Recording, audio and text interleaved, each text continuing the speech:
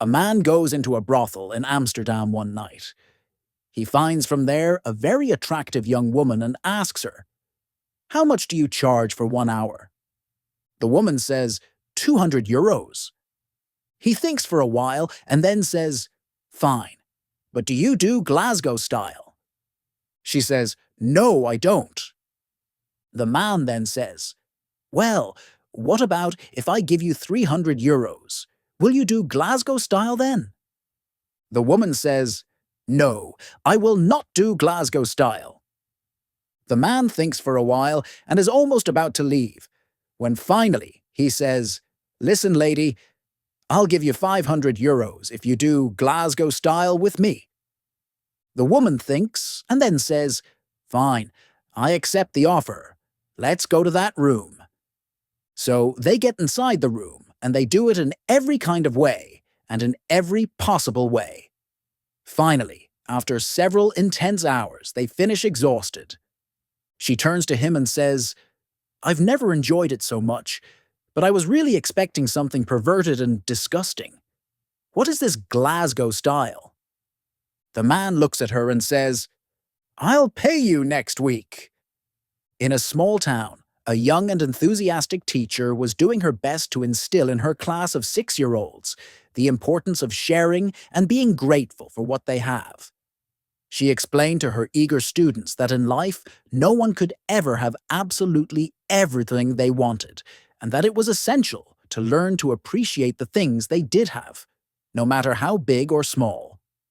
As she continued her lesson, emphasizing the value of contentment and sharing, she noticed a small hand energetically waving at the back of the classroom. It was little Johnny, known throughout the school for his mischievousness and occasional tall tales. The teacher tried her best to ignore him and carry on with her carefully planned lesson, hoping he would lose interest.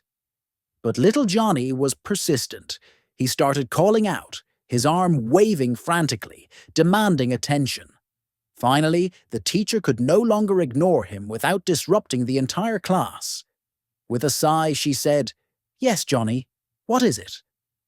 Attempting to maintain her composure and keep the lesson on track with all eyes now on him, little Johnny stood up in his seat and confidently announced to the class, his voice ringing with conviction, "At our house, we have everything."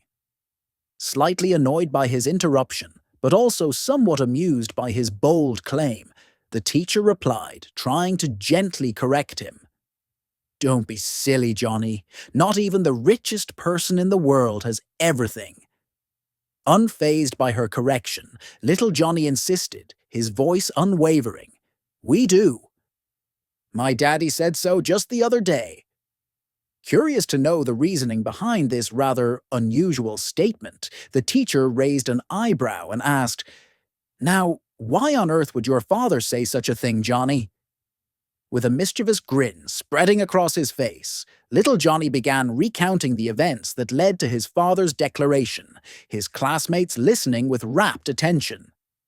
"Well, you see, my 15-year-old sister came home the other day with her skinhead boyfriend who had all sorts of piercings and tattoos, and she broke the news to my parents that she was pregnant." The teacher's eyes widened in surprise, and the entire class was now hanging onto every word, eager to hear the rest of the story. Little Johnny continued, oblivious to the teacher's shock. "That's when my dad, with a look of utter disbelief and exasperation on his face, said, 'God, that's all we needed.